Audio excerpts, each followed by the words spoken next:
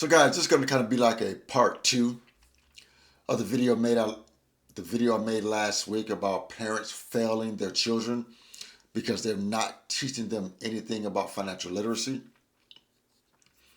So when I made that video, someone left a comment and they said, Frank, you should use this as an opportunity to teach your employees about money, saving and investing and things of that nature. And I just want you guys to know that's exactly what I'm doing. That's exactly what I am doing. I don't want to come off as overbearing to my employees, pushy to my employees. I don't want to be talking about money if they don't want to hear about money. Because they are adults. Even if they're in their early 20s, middle 20s, 30s, they are adults. And I don't want to come off like I'm trying to tell them what to do. You know what? If you come to me and ask me information, I'm going to give you the information. But I'm not going to go and volunteer the information. So with that young lady, that young lady who asked me about the credit, how credit cards work, she actually has a twin sister that works for me also, right? And they want to start investing. I help them start their 401ks. I walk them through starting up their 401ks with our company, and they want to open up a brokerage account too. They want to have two investments account going, and because I told them if possible, you want to have more than just one vehicle building you some wealth. So they're going to start a brokerage account at Fidelity. And the great thing about that is our company is moving our 401ks from our current company who services our 401k. They're moving our 401ks to Fidelity starting January 1st. And I was like, that is actually awesome because I want them to open their brokerage account with Fidelity. That's what I recommended. They trust me, so they're going to go with Fidelity. And lo and behold, I opened up a brokerage account at Fidelity this year.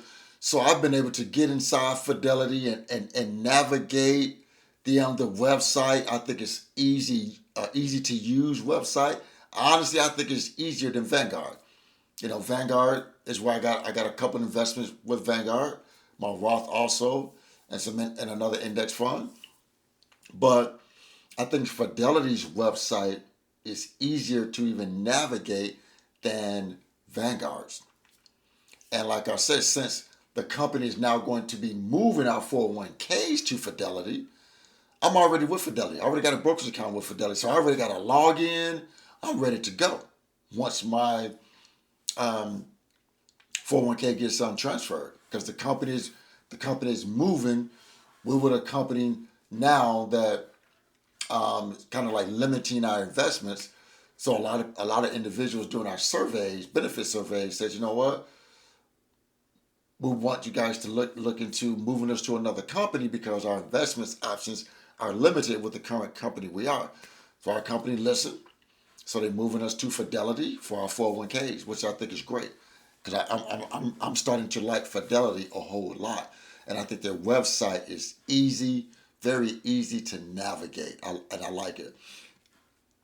So I'm glad I opened that account. I mean, I opened that account just to invest some play money. It wasn't like I was trying to like build wealth with my Fidelity account. I just opened up the account to just take extra money to put in to make me more money. You know what I mean?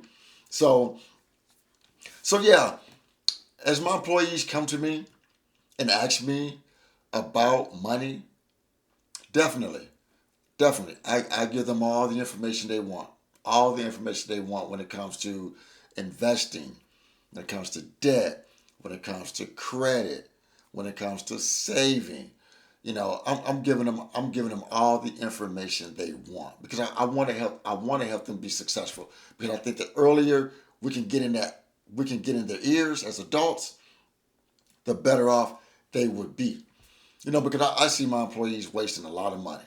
We got two restaurants plus a full service deli, and I see people, doing Uber Eats 2 and 3 times a week, getting food delivered, blowing money. But I keep my mouth shut. It's not my business, not my money.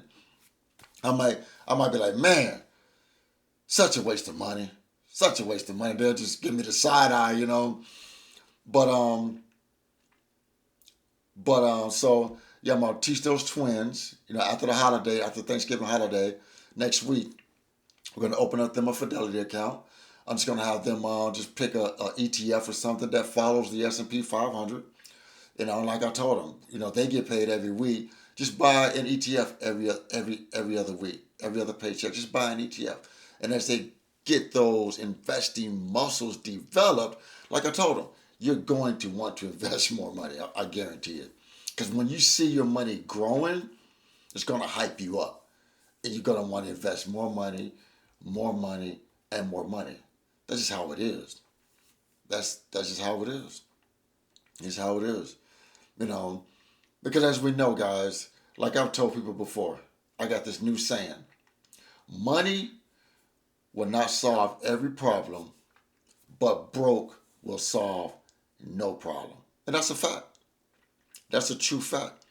Money will not solve every problem, but broke will solve absolutely zero problems. You know, I see these young minds, and I think the earlier we can get into these young people's head and we can give them some knowledge, the better. Because people look at being called ignorant as a bad thing. People will get highly pissed off about being called ignorant. But guys, being ignorant on a particular subject, it's not a bad thing. It just means you're lacking knowledge, facts, and the proper information on that particular subject. That's all that means, to be ignorant on something, you know. And you call somebody ignorant, they're like, they might be ready to fight. I don't call me ignorant, blah, blah, blah. But being called ignorant is actually not a bad thing. It's not a bad thing. It may sound bad, but it's not. It just means you're lacking facts and information on a particular subject. You're lacking the knowledge on that subject. You know, being called ignorant, it's not a bad thing, guys. But a lot of people take that personally, being called ignorant, you know. So I'm doing what I can to help shape these young minds, especially the individuals that I work with that come to me and want information. I'm going to pour into them all the information that I can pour into them, you know, because I want them to be successful. I want these young individuals to know about credit. I want them to know about saving. I want them to know about debt, staying out of bad debt. I want them to know about investing their money.